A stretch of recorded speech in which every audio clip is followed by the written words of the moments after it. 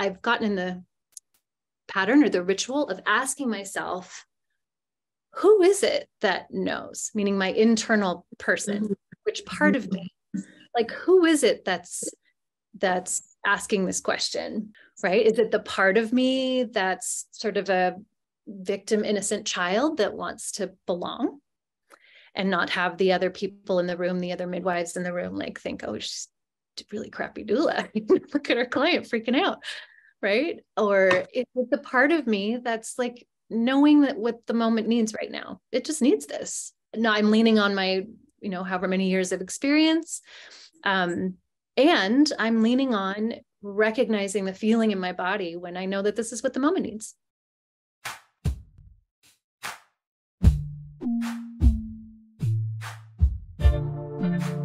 Hi, my name is Augustine Colebrook, and I'm the principal at Midwifery Wisdom Collective. I speak on this podcast about big picture, political issues, and the future of our profession. Hey y'all, I am Jamara, and I'm a midwife. I'm also a birth justice activist, and this season I am looking forward to sharing stories of Black midwives and the communities they serve. Hello, beloved birth community. I'm Angela Love, nurse midwife since 2004, preceptor, and mother. I have a home birth practice called Midwife Love and a national telehealth practice called Midwife RX. My mission is to keep birth choices available and to educate the next generation of midwives for our daughters and grandchildren. Matriarchy now. I'm Layla Wyatt. I get to share with you the voices of student midwives from across the country and beyond. This season, we focus on those students who just graduated, are about to sit for the NARM, or did yesterday, and we get tips and tricks for you for what happens at the end of the student midwife journey. Welcome back to another Midwifery Wisdom Podcast, and I am so excited to be joined by Jamie. And Jamie, will you just do like an overview and intro? Like, I know little bits about you, but everyone wants to know more. Oh, right on. Yeah. So I'm Jamie Mossay. I live in Southern California in the San Diego area. And I identify as a birth worker and a body worker, and also an educator in those two fields. I've been doing it for both, which I think of as the same. I think if you do body work, you're doing birth work, and birth work, you're doing body work for many, many years. And I am a birthing from within trainer or facilitator. So I help to train doulas and midwives and childbirth educators through that particular lens and paradigm.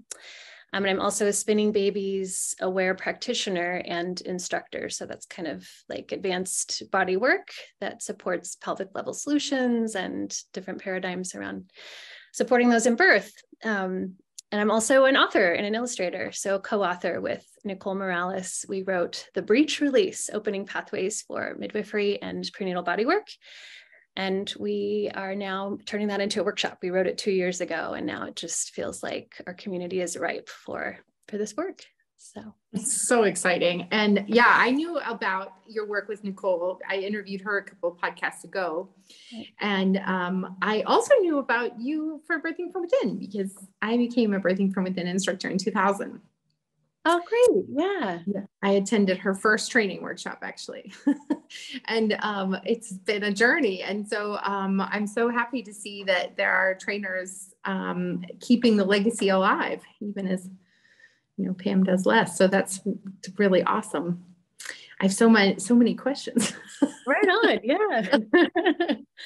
I'm really excited for the conversation. Yeah. Yeah, me too. Well, we got to chat just briefly a little bit ago about, birth work and all those things.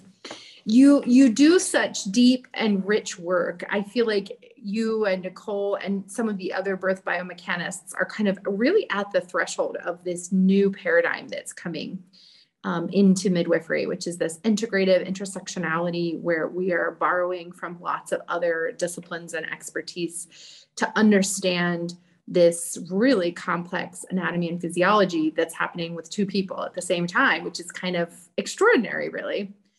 I don't remember who pioneered birth biomechanist phrasing. Do you identify with that at all? That's interesting. What comes to mind is a response that Nicole had once when someone said, "Are you a biomechanist, birth biomechanist, and she says, or someone else created the idea, well, your birth biodynamics, like the biodynamics of it. It's not just the mechanics, because physiology is nervous system and community beyond. So maybe that term feels a little more apt. Biodynamic. Biodynamic. And I love that overlap too. Talk about intersectionality and birth to biodynamic farms and all that fun stuff. Well, so it feels like it's right on the threshold. And there's many of you who are deep in the revolution of helping people to understand how much is involved in this, that it's not just passenger powers and passage or whatever, right? There's so much else happening there. So obviously you've been doing this for a while. It was deep in your heart. Tell me kind of your journey. Like, what got you out of the push dynamic into this? Like, how did you discover this, or how did you end up on this pathway? Oh, yeah. I'm wondering how far to start back. As early as you want. So were utero yourself? Like, we could start there. So when I've talked with folks before, I tend to share the story of how when I was about 12 years old, my cat birthed kittens on my bed next to me while I was petting her, and she was purring and just kind of pushed out her little kittens, and I heard mewing, and she licked up the amniotic sac, and I thought, wow, birth is easy and you can purr through it. How cool is that? So it was kind of been in the background, and then I started doing prenatal massage maybe in the early 2000s.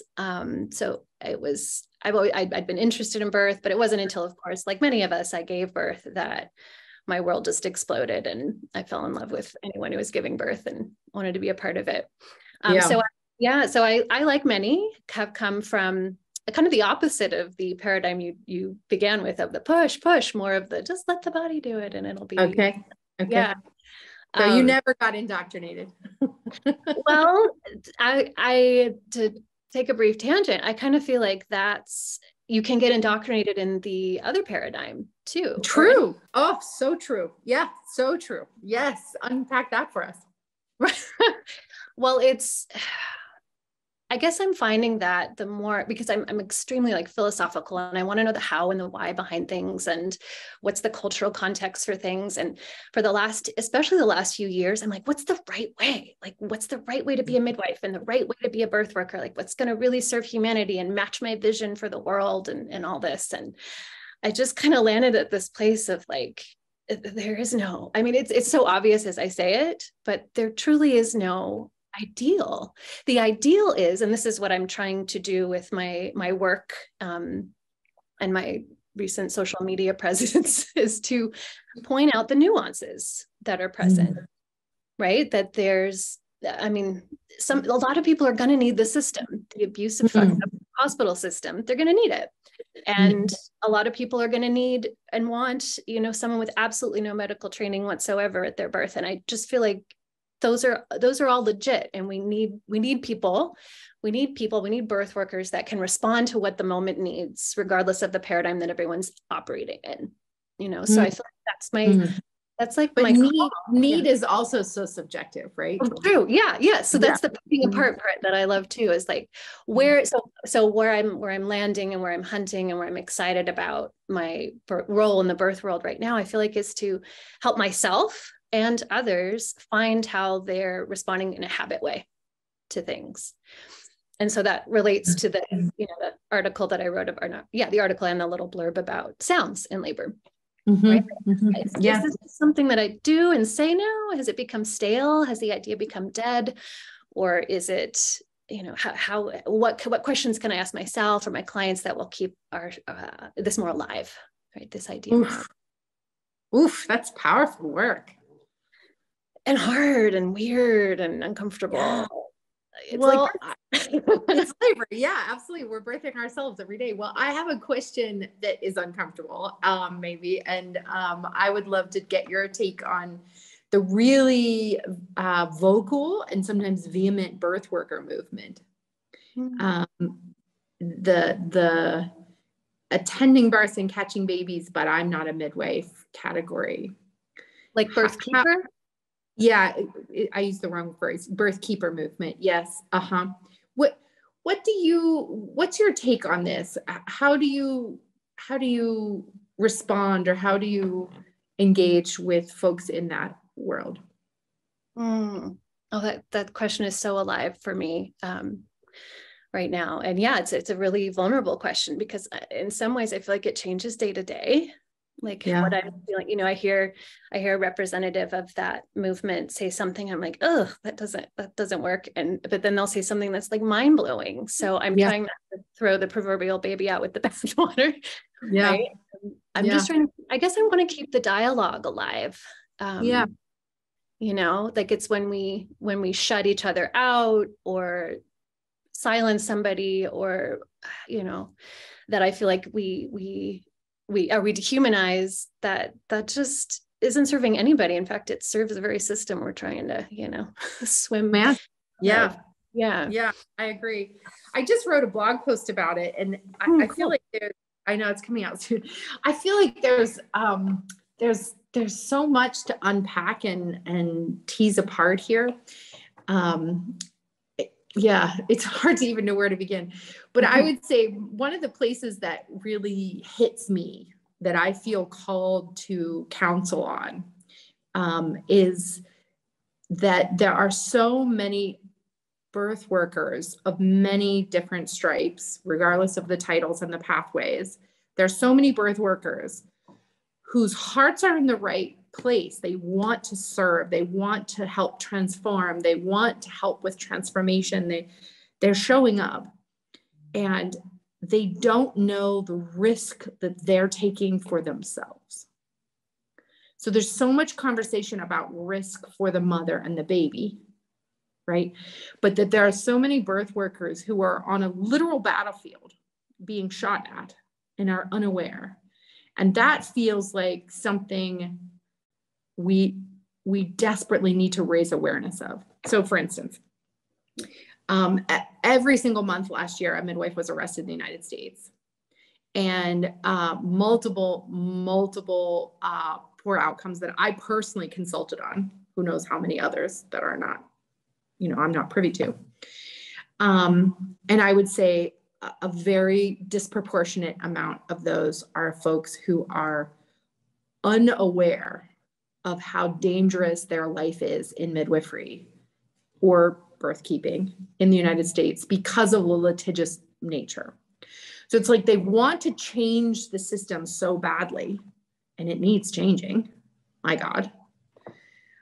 But they failed to account for the risk that they would be taking, or nobody told them, or they were unaware, or they were wearing rose-colored glasses, or whatever happened there.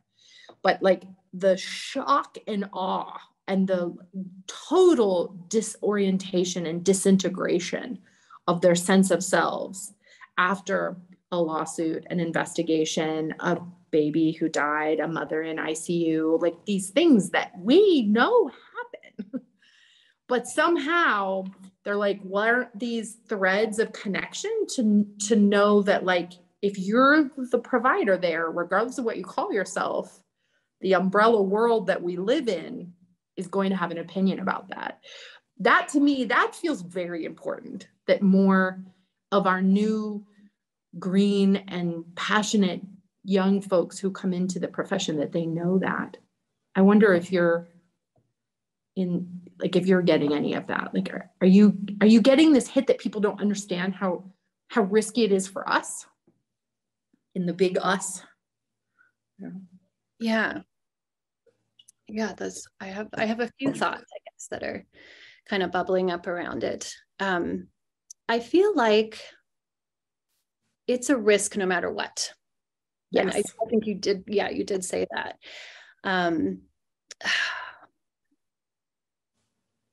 And yeah, I mean, I guess I can't, because I'm not a midwife and haven't walked. Well, I do midwifey things. I don't have the label, or I don't claim the label just yet. Mm-hmm. Because I haven't walked that particular path of responsibility and risk and weighed it in that realm. It's hard to speak to it. It's just from a sort of broad observational philosophical place. Although I have walked that in the bodywork and massage realm, where I feel like that, okay, there's also a gift here. And this is just sort of helping me integrate some of these different ideas.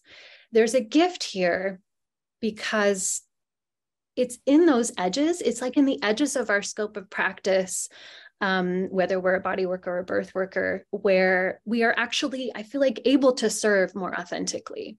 I almost feel like it's a disservice in a general way, to not bump up against the scope of your practice from time to time, right? Or to take risks if the scope of practice thing doesn't resonate. So I'm thinking about like my body work practice, that's where innovation happens.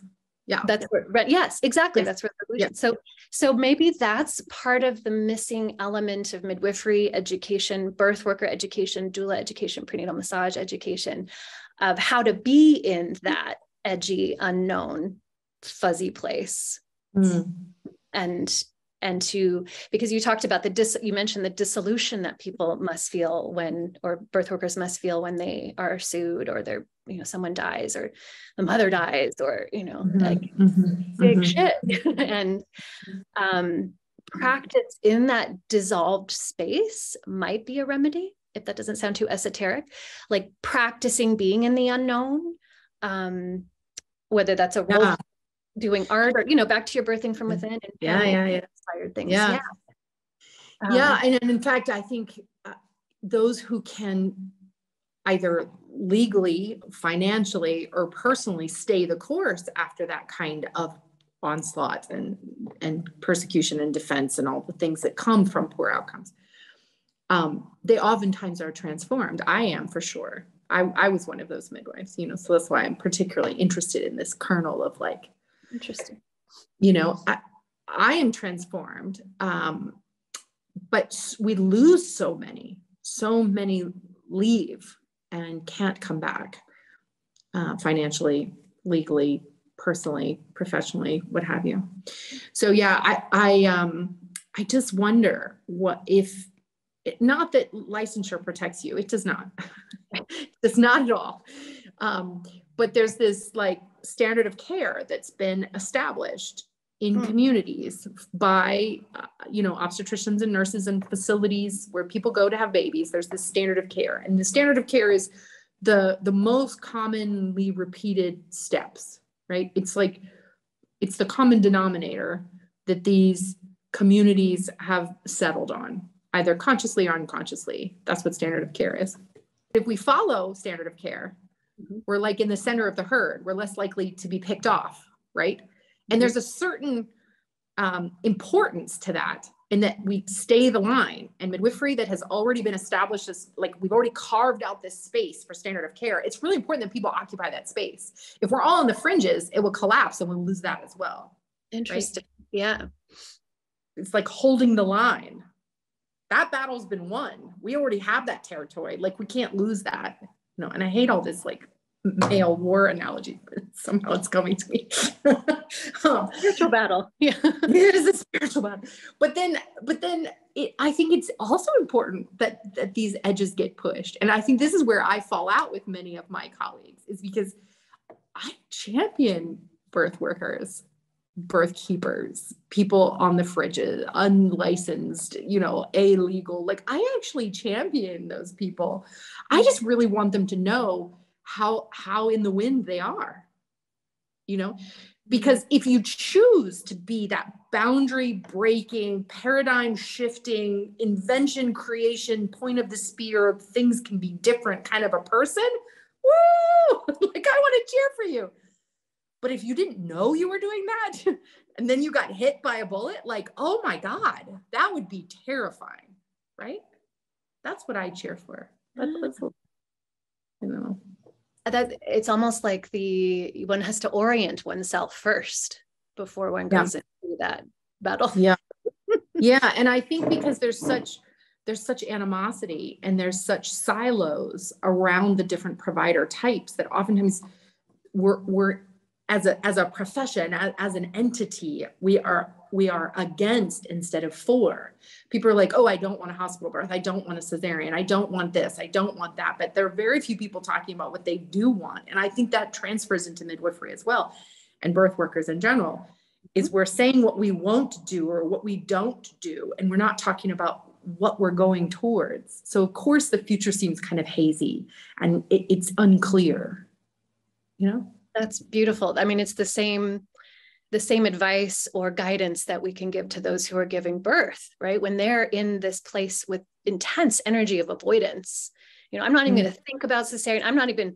I have Pam's book, but I'm not going to read the chapter on cesarean, right? There's this like rigidity, which then makes us, if we're giving birth or we are holding space for birth, it makes us less able to respond to what the moment needs. And it's, you know, thinking back to that litigious idea, it really is relationship that protects one from being sued. In bodywork, the risk is a lot less high. I often will say, you know, at the time that I was teaching regularly, I think the malpractice insurance for OBGYNs annually was like $100,000, something like that. I think it's 250, but it's probably more now. Yeah. And then our malpractice insurance for bodywork is like $200, you know, like it's a low risk environment. Yeah. But we still have that same, like, what if I harm someone inadvertently or someone thinks that I harmed them and I did, you know, like all the risks that we take. And there was a study that Mel Madrona, I don't remember his first name. He wrote Narrative Medicine. And in this first chapter of Narrative Medicine, he references this study where the doctors who spent just 1 extra minute with their patients pre-surgery had, were marked less moments of being sued or events of being sued, right? Like it's relationship. And, you know, Nicole and I have written in our book about how relationship makes birth safer too, not just in terms of being sued or not just the events of the birth and being present. So I feel like we have this philosophical sense of the quality of the presence that's necessary for birth in our culture right now. It's just a crazy battlefield, like, you know, I'm just picturing all these spears and different, I know, it's crazy, and different terrain and different ecosystems that you're on your horse traveling through. And yeah. Mm-hmm. Yeah. And we need all those explorers and all those people on the front lines. It's just, I think you need to know that you're on the front lines. And I think you need to consciously think through what you would lose if somehow you weren't able to make it to your destination. You know, like I took a consult call this year from a new midwife, 3 or 4 years in practice, 5.5 months pregnant, and arrested and in jail. Oh my God. Yeah. And that's like, I, you know, obviously she was beside herself, as you would be. And I don't have any blame or shame or anything like that, but it just rings the bell for being like, this is dangerous for us. We are, and I think, I mean, I don't know, providers working in licensed states with a lot of layers of support and acknowledgement and recognition and integration, they can't quite understand what's happening in the other third of the country, where it's like the wild, wild west, but it's the wild, wild east in some ways. And like what's at stake. And so I think for the birth workers and for the brand new midwives and for the folks who are like unclear about what their standards are and what their boundaries are, it worries me that they don't know the consequences of what could happen, you know? So that's just the piece that I bring. It's fascinating. It's one of the most important issues of our time in the birth world. I'm really glad that you're exploring it with genuine sincerity and eyes wide open. We can't afford to lose any more midwives. I mean, like that's the other thing. It's like, if you don't want to have, the risk of having your house lost in a lawsuit, or your, divorce, or losing $100,000 in a defense fund, like, don't practice in such a way where that's the reality. You know what I mean? Like, it's okay. We need people holding the line too. Like, there are plenty of need in all areas. Just know where you are. So that conscious choice, that's really important to me. Yeah. Sounds like we both are agreeing on the awareness. Yeah. Yeah. Awareness. Well, I want to go back to something you said in the very beginning, and I really love it. You said, like, what you're working on now is like keeping that piece alive by continuing to ask, like, what is it, like, where you're stuck or where things aren't flowing? What is the internal landscape where you're looking for that? Or how would you counsel someone else on that? So yeah, I think it was finding the ways that we're in a habit way of responding to something. Yeah. I mean, that really goes back to my initiation into the paradigm of birthing from within. Yeah. And asking solution-focused types of questions. And that's kind of a little jargony, solution-focused, but it's essentially the type of questions where one assumes that the person you're counseling has the answers within, like they're the expert on themselves. I mean, that's like good midwifery counseling, right? It's logical, it's intuitive, it's bringing abundant curiosity. This is just the solution-focused questioning realm is a little more codified, right? There's some questions that we can ask specifically, but ultimately, yeah, it just comes down to that type of presence of being really, really curious. So that's how I counsel parents or work with parents. That's how I work with birth workers, is just asking these curious questions. And people feel it. Like, you can feel when it's just sort of a scripted kind of thing, and you can feel when someone's just there with you, and they're not, just like a good birth, they're not trying to like fix it, right? They're not trying to fix it for you. They can be in the mud with you and rub it on their body too, and just be there. That's a great imagery. I love that. Yeah. That's a definition of in it with you. Right. Right. Oh, but then now I'm wondering, is that too rigid of a belief? Like, because if one is taking a certain level of responsibility for the birth space, like, are you in the mud, but are you also, your feet? Well, it's the perfect sort of segue into this team mentality, right? It's like, I think we need multiple perspectives and multiple people holding different levels of space. And I think, like, what you have pioneered is this birth worker, body worker, position, this thing that is evolving, where we're coming together, we're using this multidisciplinary approach. We need people in that space, just as we also, I think, oftentimes need, a midwife or a provider in this like safety space, right? Mm. And then we need this like partner piece, this birth partner who shows up in this very deep way, intimate way. I think they need to come together. I oftentimes kind of talk about this I see it as a picture. It's like these triangles that come together, where we need to be focused on the birther, we need to be focused on the baby, but we also need to be focused on ourselves. And in order to do that, we need to have these layers of support, these people that come in when there's need. And births sometimes go on beyond human capacity to be present. And so we need these layers of support. Tell me about how you show up in birth these days. Are you regularly attending births? Do you attend with Nicole? Like, what does it look like for you? Recently, I haven't been attending a lot of births, but I do see myself as part of the team before the birth and after the birth that you mentioned. It's interesting that you bring that up, because there's been discussion about, some people that when they're, this is sort of an aside, and I'll come back to, my, how I see myself in birth, but that many of us, when we get really excited and passionate about doing this work, whether we're a midwife or a doula, we want to be like the one before the birth, during the birth, and after the birth that's kind of creating that continuity of care. And we have this really long-term, month-long investment, and just wanting to balance that vision with, you also can't do it all alone. Like that's a lot for one person to hold, especially, throughout the birth and beyond. And yeah.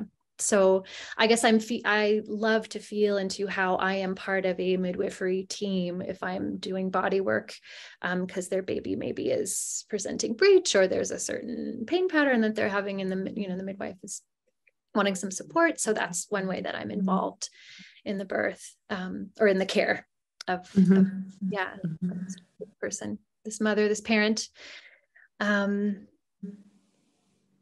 It's just ever evolving, and just kind of vulnerably too. Like I'm trying to own the years and the wisdom that I've embodied, right? And not say like a doula is a step. I feel like I'm trying to unlearn that doulas are a lower step on the totem pole or on the ladder. That it's just a different type of support. And that it's gray, because midwives, I feel like I'm doing a lot of midwifey things too, sometimes more so than the midwives in the space, or space, right? And they're bringing their unique skills and wisdom to it. And I'm the one suggesting a position or a thing that maybe ends up being the helpful thing, or I'm the one offering the spiritual guidance, and those words that maybe help someone cross a threshold of fear and terror, so that's been a nice unlearning for me, because I grew up, wanting to achieve and have the degrees and have the good grades, like so many of us. And that's what makes you accomplished and lovable and makes you belong, and, you're a good enough person. So I'm wanting to unlearn that and recognize, if I never become a midwife, whatever that is for me or to others, that would be okay, that I would still be an important part of the birth world, if that doesn't sound too ego-y too, No, it doesn't sound ego-y at all. It's right on the edge of a really important sort of exploration, and you're right on. I love this. This is why I wanted to talk to you, as I know that you live on the edge, and I love that. What really is a midwife, right? Like if you're doing all these midwifey things, like what is it? Are they the ones that catch? Are they the ones that's licensed? Are they the one that gets paid? Like what is a midwife, right? Yeah.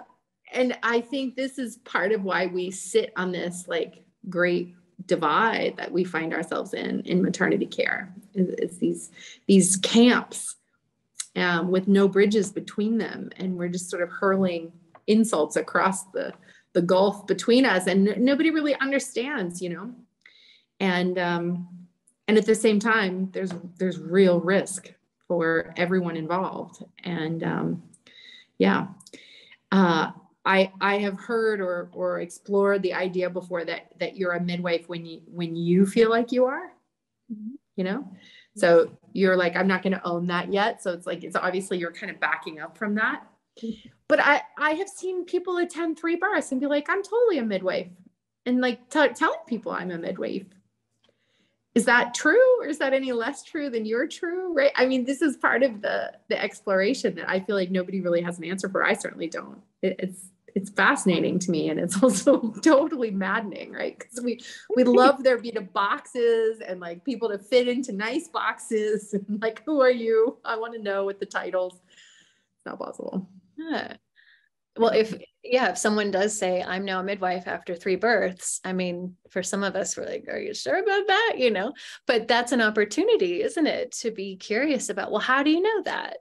I mean, it's hard in a virtual, global internet world to have those types of nuanced conversations. But you can plant some seeds, I think, of, well, I wonder how they know that, and what is it? Well, again, you're coming from that deep curiosity, and most people do not.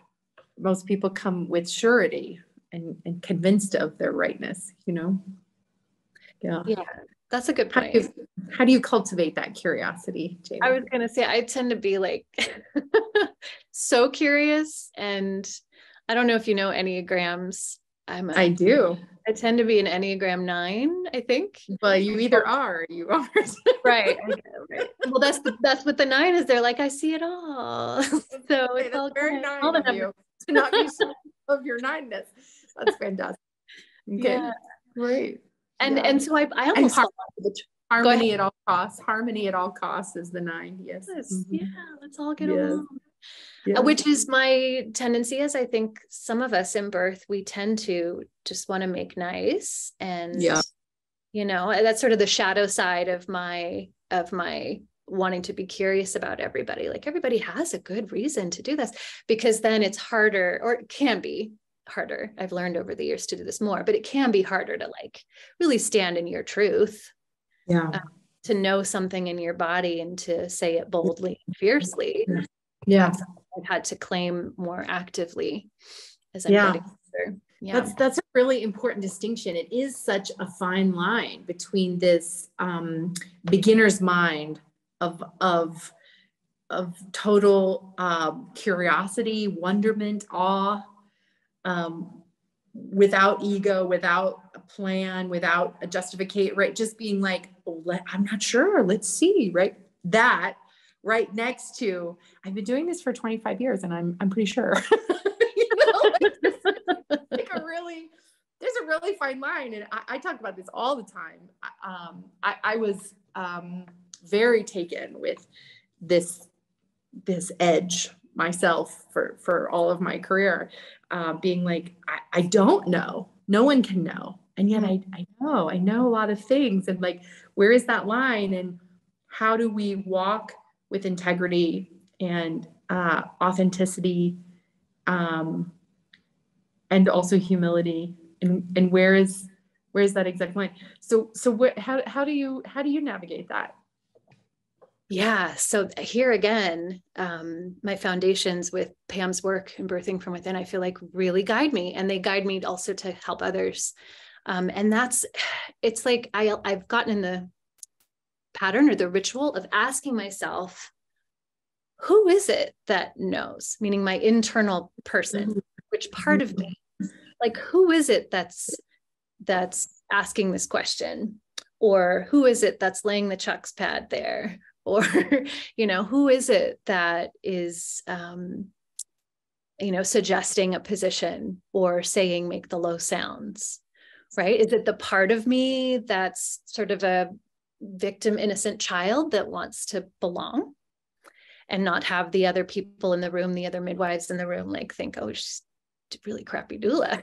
Look at her client freaking out, right? Or is it the part of me that's like knowing that what the moment needs right now, it just needs this. Now I'm leaning on my, however many years of experience.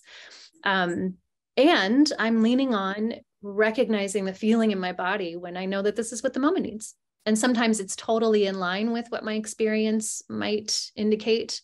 And sometimes something different. And to let go, like to, I guess that's the work. I mean, that's part of the work, even related to imagining that we might be sued, right? Or just recognizing the risk, the realities of birth in our culture now, no matter what path we take. It's this opportunity to, it's an opportunity to just ask, who is it that's really showing up here, moment to moment, to like just moment after moment. Even when I'm, driving my car and I get pissed off at somebody doing something, it's like, well, who is it that's pissed off? Right?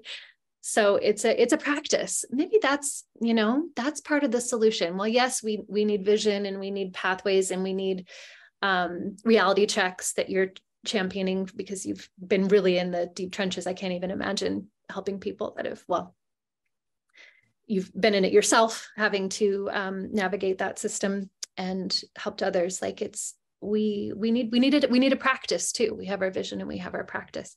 So yeah, for myself, it's asking myself, well, who is it right now that is showing up?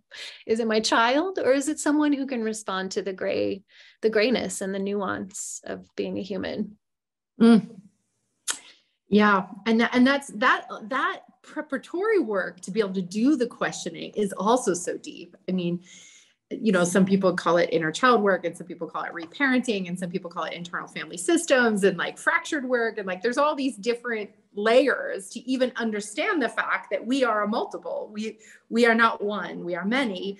And then to start to investigate and ask questions of our fractured parts, being like, who wants this? That's deep work, Jamie. You're asking a lot of people. I love it. And Right. It's deep. Yeah. Yeah. Deep. Have you ever been in kind of a scenario where you were like really insistent about something and then checked in and were like, ooh, that's that wounded child that needs to be held, and we don't need to be putting that on this other person? Have you ever run into those moments? I certainly have. So that's why. Every day. Yeah. Yeah. But it's like you start to make friends with that voice. You do. You know, and you kind of love it and care for it. And you're like, oh, hello again. I remember you. You were here yesterday or an hour ago. Yeah. Yeah. Yeah. It's a softening. And it's softening. Yeah. Yeah. Pam England, one of Pam's fabulous quotes was, as in labor, as in life, as in life, as in labor, that you can't, it's a microcosm of the whole, and you can't be a different person in labor than you are in life, And I feel like that is like, continues to be more and more true for me as like life, as I've gotten older and older. I feel like when you understand birth so completely, like you obviously do, like I have been exposed to, you can see from the microcosm now the macro. Like I can see how life unfolds under the blueprint of birth, even though probably it's the reverse order, but that's what I know better. So now I can see life better because I know birth, and this idea that we are birthing ourselves all the time. We're in these periods of expansion, and we're in these periods of contraction, and then we relax again, and we have contraction, and then there's like hard work, and then something beautiful is born, and we just go through this birth process in ourselves over and over. And I love that you're saying like it's it's like a regular practice for you to sit with these parts. I've noticed that there are a lot of birth workers who have some pretty fractured parts, let's say, that we're like called to this work, maybe because of the wounds. Mm-hmm. I wonder if you want to comment on that. Yeah. And is that a bad thing? No, I don't think it is. It's almost like superpowers. That's a lovely way. Yeah. I like how you're framing that. Yeah. The wounds give us visions and skills and touch points and compassion and the ability to feel the vibrations. Like I one of my good teachers and friends and cousin, Mariah Mellon. Do you know Mariah Mellon? She's a licensed midwife in Colorado, used to be in Santa Cruz or Santa Barbara. And she talks a lot about the mycelia and like the human mycelia and like how we link up, and that layer of connection and communication creates this whole society. And so this is what I think the reframe for birth workers who are fractured and broken and in these different camps and hurling accusations and on the battlefield, the reframe is like, we actually, because of our wounds that allowed us to show up here, we're connected through mycelia. We can feel each other's vibrations. And in fact, most birth workers who have this fracture and are aware of it, like we can feel the literal temperature change. We can feel the hairs rise. We can feel the shifting, like little tiny tectonic plate movements of the baby's head can come through, like we can feel all of it. And that's the superpower. And so instead of being like, I can feel, you can't, we can feel like we all feel. How do we plug in? How does the mycelia communicate on this bigger level? Like not just grassroots, but like mushroom roots. Yeah. And be able to pop up in different ecosystems. I think it's Sophie Strand who wrote about that. Yeah. The spores are different in different ecosystems. Yeah. You're touching, well, the mycelia metaphor just like gives me tingles. It's one of my favorite. I sometimes will draw the body as fascia is the mycelium, and it's just fun. But what you were talking about was how people, should have lost my train of thought, how mycelia, people showing up. It was a good thought. I do it all the time. It'll come back. I'm sure it'll circle back around. Yeah. Oh yeah, that's right. So I feel like some people, we recognize that we have fractured self. I mean, if you're a human being, you recognize you have that. And for a lot of us, we feel like, well, I can't really be a good birth worker or a good body worker unless I've healed myself. And I just think that's the hugest disservice, and also sometimes an excuse and a cop out, to not show up fully, or to just show up how you are. And I mean, that's another important way that I feel like for myself personally, I navigate this work in birth and in body work, is to preemptively be forgiving myself for the lame stuff I'm going to say, or the awkward things I'm going to get wrong, or the wrong way I'm going to touch someone, like that, to step into it knowing I'm going to do something that's going to be a disconnect, but that because of those mycelial connections, the repair is possible in that next moment. And it begins with forgiving ourselves, like in the moment, that we're like grace. Yeah, we need so much grace. Yeah. And that models for the clients, the people that we're working with, that it's okay to just be a person, to be good enough. I almost celebrate my kookiness when I'm meeting someone for the first time, coming to my office. I'm like, see, they know that they can be themselves too. Yeah, that's definitely so important. And circles back around to the importance of relationship. And then that circles back around to the relationship making birth safer, and probably, again, less likely for suing to happen. I mean, even if it's just a relationship in the moment with a doctor, if someone's transferring, just that moment of relationship maybe not, but might prevent litigious situations from emerging. Yeah, I can say that, I midwife the midwives. So my framework is always to turn it around to how this applies to the practice of midwifery. And I would say, I find the same is true when you're with doctors. So that extra 5 minutes to look them in the eye, shake their hand, or give report, instead of sort of shrinking away, or instead of being like, here, this is all I have for you, that also reduces the animosity. It sometimes takes multiple occurrences. It's not always the first interaction with that provider, but they see you for the fourth transfer and you're like, hi, it's me again. Nice to see you. Here's what I have to say. There's a repetition and a pattern in that actually will resolve their nervous system anxiety about meeting you. They're like, this is what I can expect from this person. Therefore, we can develop this trust. It's really powerful. Yeah. And that's what we're doing. When we're checking in with ourselves, we're building internal trust. Oh, beautiful connection. Yes. That's what I see is so powerful of you, is that you're willing to be so courageous in the unknown, on the edge, continuing to ask these questions. And then in return, you don't feel more alienated. You feel more trusting. You trust your intuition better because you allowed it to have a voice, right? Yeah. That's the surprising piece, I think, for some people. It's well, I want that to hang in the air for a moment. That's so good. Yeah.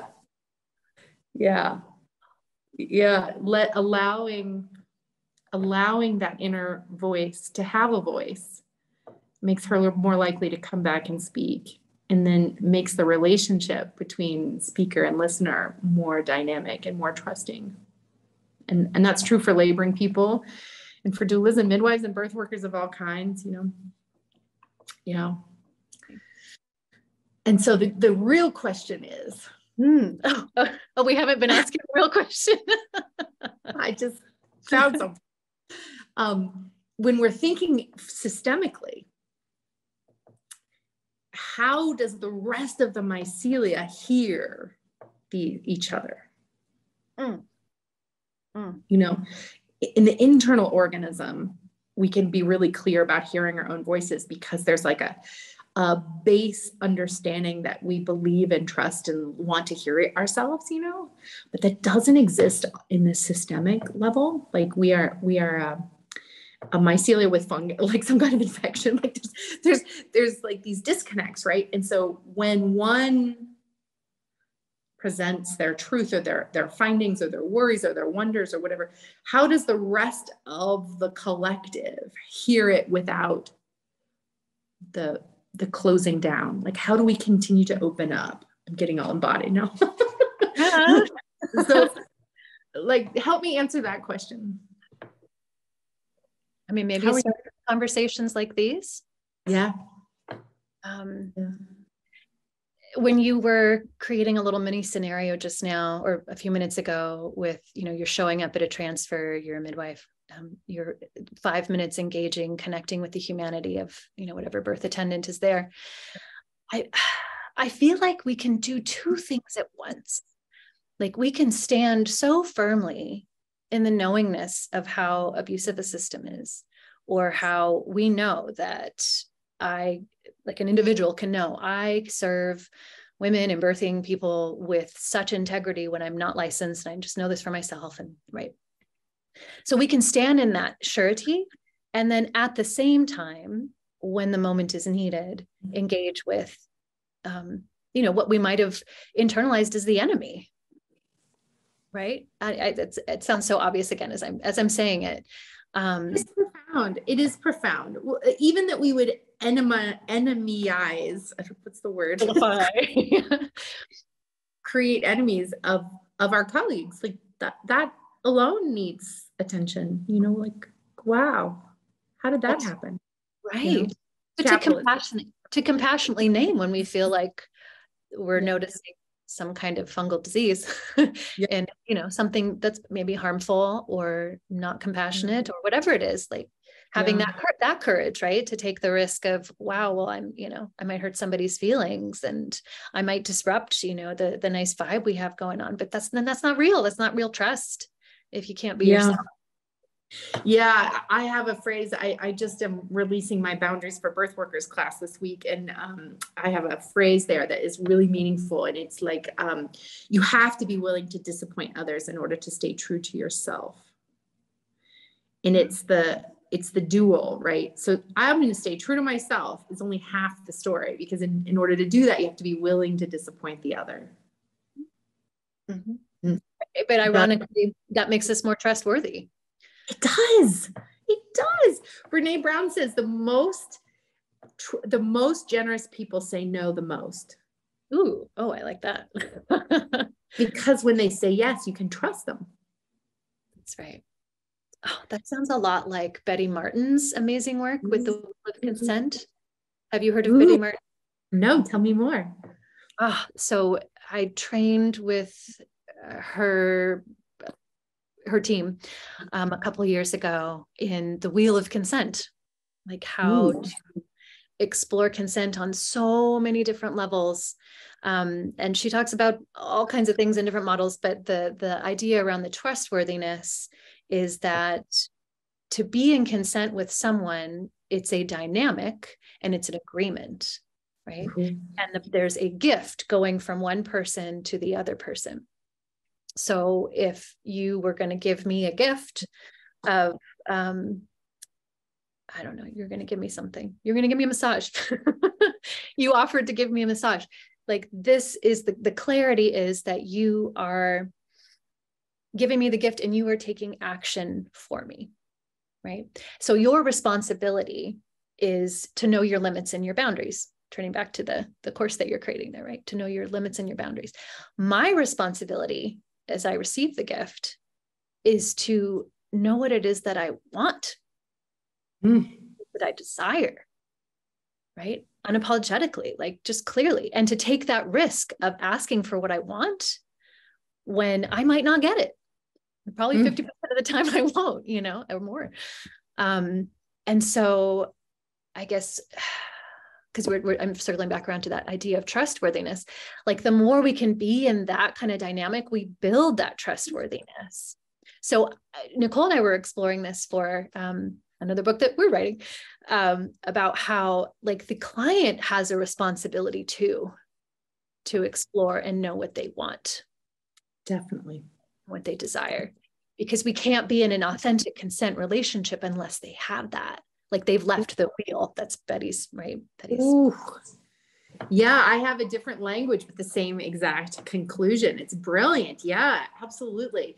Yeah, what I talk about is like when a client comes and like pays you money, they are saying under the subtitle, like even if they don't say with their words, they're saying, with this money, I trust that you're going to keep me safe. In midwifery, that's what they're doing. Interesting. Okay. Right? Because that's the subtext. Because if they weren't worried about safety, they would hire a doula or they would do it by themselves. Right? Or a birth care, maybe. Yeah. Or whoever. But because they're like midwives and the baby and you're going to keep me safe. That's the money. That's the contract, the unspoken contract that's happening there. Okay. And so in order to accept their money, midwives have to understand what their definition of safe means. Yes. And then they have to make sure that it matches the midwife's definition. That's like this relationship building that reduces poor situations. Yeah. Oh. And then I add two more words to the puzzle. Okay. Because, why not? Most people who come to midwives are also saying, I want a normal birth. I don't want a cesarean. Right. Physiologically normal, right? And then they're also saying, I want a natural birth. I don't want any medication. But there's lots of nuance. So where safe, normal, and natural all overlap, in the little center of this Venn diagram is a triangle that we call butter birth, right? This is where you don't need to do anything because it's normal, natural, and safe. And the baby just, oh, look, pick up, well done, pick up your baby, good job. That kind of a scenario. But when it's not in that tiny center triangle where they all overlap, then what? And that is where they have to have the definitions matching so that when they fall out of that paradigm, they know what to do with the information. No, I was drawing it on my page, right? It's sort of it's circles instead of triangles, and then the little Venn diagram center where the butter birth can happen. I'm excited to explore some of this. Yeah, this is great. Yeah, and so butter birth is where they all come together, and that's where like actually a midwife is not needed. That's where you're like, we didn't need a midwife. Everything was perfect. And it's like, that's because you had this amazing experience of these three things coming together. But most of birth does not fit in that small triangle. Most of birth is on the fringes, actually. And these triangles or these circles are getting further away as we have more endocrine disruptors in the community and more water pollution and more estrangement in families and more, they're getting further and further away. Butter birth is getting smaller and smaller. And so again, for that safety piece that we started with, midwives have to know what other parts of birth they're willing to attend. And if they're only willing to attend butter births, they have to have very clear boundaries. Yeah. Yeah. Yeah. That's the clarity. Yeah. Mm-hmm. The clarity. Know where you're going. Yeah. Yeah. Mm-hmm. And that's part of circling back to that orientation that midwives need. And this image is a nice visual orientation for student midwives or new birth workers. This is great. Yeah. I give it in my classes a lot, and it does give an aha moment, because I'm like, what is safe birth that's not normal or natural? It's probably a scheduled cesarean for a previa or something. Like that's as safe as it can be. Like there's no other, way to do that. Or like, what is a birth that's normal and safe, but not natural? That happens in the hospital all the time, right? Like, so we unpack this piece and again, get clear on those definitions of each of these titles or each of these categories. And then when you interview your clients, you have to make sure this is what you mean? Oh, that's what I mean. Have a mutual glossary of terms. I really like that. It is like that, a mutual glossary. That's fantastic. Well, Jamie, I've just had so much fun talking to you today. I just could go on and on. Before we wrap up, I would love for you to tell us about your book and your career as an illustrator and an author and a bodyworker, and just kind of tell us how it all came together and what this offering is. Yeah, I have many offerings. Tell me more. Bring them up. Yeah. So we are now I didn't tell Nicole I was going to say this, but we're now a business entity, creating workshops and writing books and offering online courses and in-person courses, just based on the concept of restorative birth work. Right? What is this restoration? And a lot of this restoration are the things we talked about today. And then, of course, through all different kinds of models and images of how we get there. And yeah, we wrote a book called The Breach Release. It was in 2021. And I fell in love again with drawing, and just how even when you're drawing something, it's like you're out of birth. You don't know what's going to happen. You have the image in your head of how you imagine it's going to be on the page when you're drawing it, right? Just like we have the image of how our birth's going to unfold. And it rarely is like that. And so you have to adapt. And sometimes your mistakes end up being your favorite part of the drawing, much like in birth, right? That's right. So basically everything that I do is a metaphor for birth. That's my life. Yeah. Because life is in labor. Labor is life. Right. Yeah. So we're doing a workshop in November based on this book, which again is part of restorative birth work. And it's in San Diego. We're going to have it in San Diego, November 3rd and 4th. We are writing another book that's going to have all kinds of art and just contributors to it. It's a tome. Right now it's a tome, or at least our imaginings of it. So that's occupying a lot of our time. And then for myself, one of my favorite offerings right now is prenatal bodywork / touch from within. That's hosted through Birthing from Within. And it's essentially everything that my bodywork practice has been influenced so much by Birthing from Within and some of the paradigms of spinning babies and, all the things, right? All the things we're influenced by. And I just wanted to, because I don't think of myself as like a super gifted body worker. Some people they see you and they go right to the spot and you're healed, and wow, like that rarely happens to me. I feel like it's the way that I am, that's the gift that gives people permission to love themselves, because I found a way to love myself. And so I just went through what is it that makes me a good enough body worker? Like, why is it that people respond to my work, even though I'm not super good at noticing gait or, analyzing different things.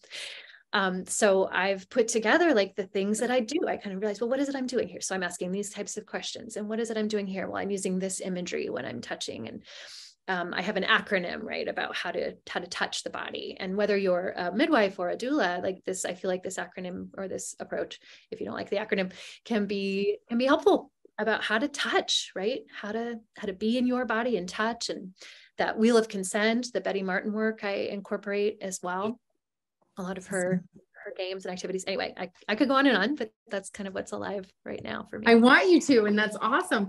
Can we link to products online, web presence? Are you digital? Yes. Yeah, my link tree through my Instagram handle at Jamie Mossay has all this stuff. My website is jamiemossay.com. We have the breachrelease.com that has all kinds of resources too. So yeah. Awesome.